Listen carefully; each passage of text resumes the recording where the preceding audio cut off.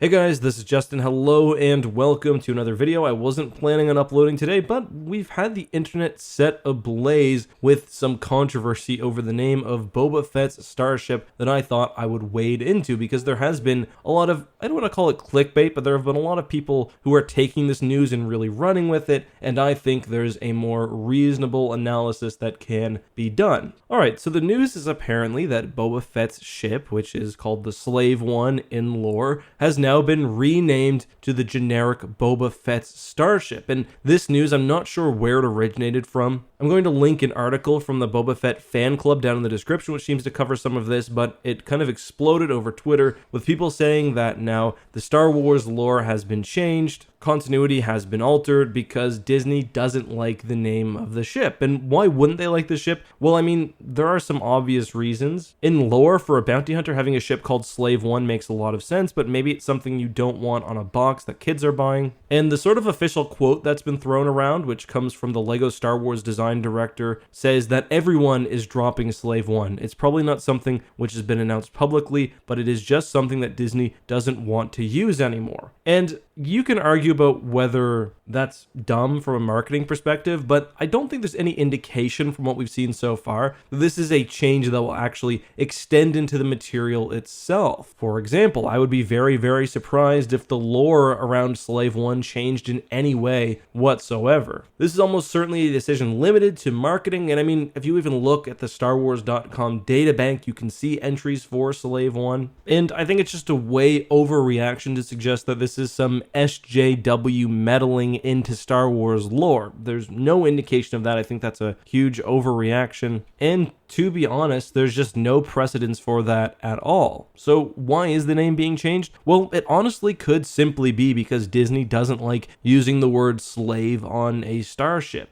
And on their end, it probably doesn't help the fact that George Lucas famously called Disney white slavers. But there could be another reason, perhaps the fact that unlike, say, Millennium Falcon, Slave One is not said, or at least not commonly said, in Star Wars material, even The Mandalorian. I can't think of a single example where the ship is named, so while I know what Slave One is, and if you're watching this video, you probably know what Slave One is, a lot of people simply know it as Boba Fett's ship. Scout the Trooper on Twitter recently pointed out that the Havoc Marauder LEGO set is simply referred to as the Bad Batch attack shuttle. And unlike Slave One, Havoc Marauder is actually said several times on screen. The Around the Galaxy podcast also pointed out that Vader's Star Destroyer, despite having an actual in-universe name, is also referred to as just that. It could be that it's because the name is problematic, and maybe you take issue with that. It could also just be for simplicity. However, if anyone tells you that this is a major change in the lore, well, I don't think they're giving you an honest accounting of the situation. They're at least overstepping. Slavery is a common theme in Star Wars, and Boba Fett is typically, especially in his bounty hunting days during the Imperial era, not portrayed as a good guy. We have Anakin as a slave in The Phantom Menace. We have Shmi Skywalker taken as a slave of the Tusken Raiders. We have slaves in the original trilogy. Slave children in the sequel trilogy. The fact that slaves exist isn't something I think that Star Wars is going to be tackling, because it's never portrayed as a good thing. So I understand why they're taking it out of marketing, but again, I wouldn't really put it beyond that. And it won't change my life either way. I don't think this is really a huge thing. Anyway, I'm not going to drag this topic out any further, but before we end today's video, I will get to another hashtag Ask a Question. You guys seem to have been really enjoying my return